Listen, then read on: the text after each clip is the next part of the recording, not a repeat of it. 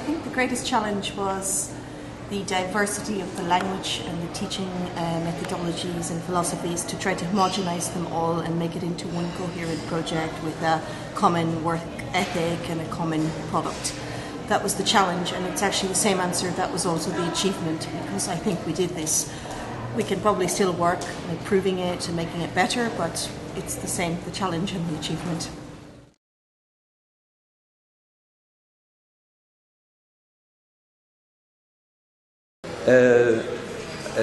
Ces deux projets ont été très importants pour nous parce qu'ils nous ont permis de tester l'expertise que nous avions et la méthodologie que nous avions développée et de travailler avec deux grandes équipes internationales qui ont développé, qui ont piloté cette méthodologie et qui nous ont apporté un retour très enrichissant, parce que ça nous a permis de faire évoluer notre méthodologie, nos cours et notre façon de travailler.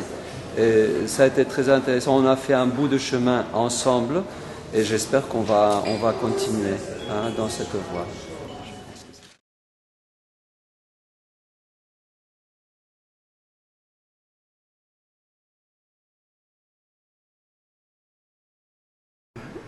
The first thing actually I felt was Tool was a project that should be A2.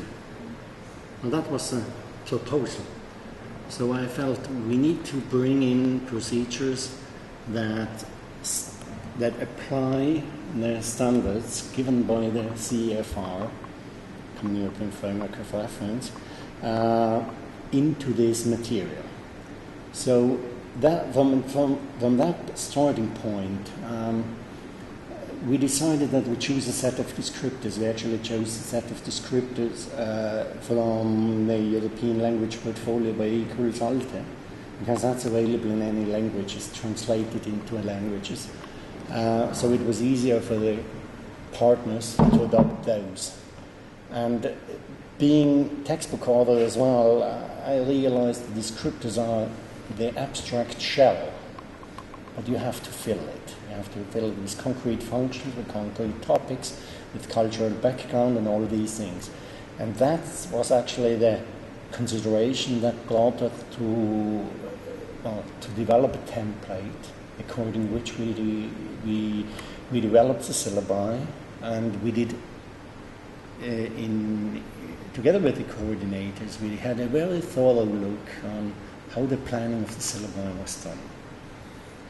Just to ensure we do level A2, we do it with the means given in terms of quality as the quality of A2 is described, and as well what are adequate linguistic means to be trained at the level A2.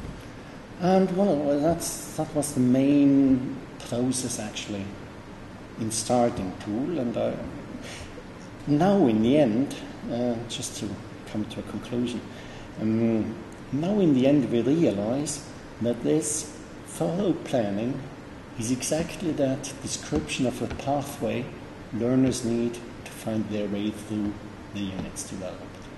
So I think it's a nice circle when you see the planning is a good means in the end that can be used for bringing transparency into the whole material.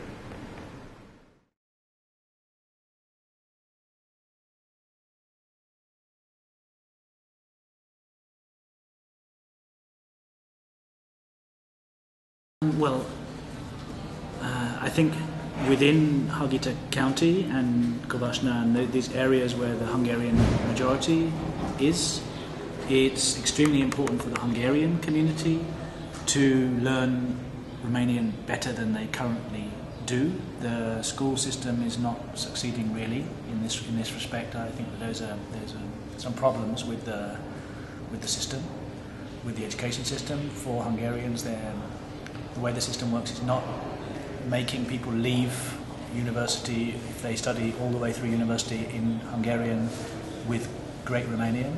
And I know that my wife has a language school in Miercurea, and that language school is seeing increased demand for Romanian. I wouldn't call it Romanian as a foreign language because it's clearly not a foreign language, but Romanian as a second language, let's say. That is extremely important for adults, and whilst many adults do learn Romanian and do succeed in Romanian, there are some who are left behind and they need the help. And to have a platform where they can learn online would be fantastic.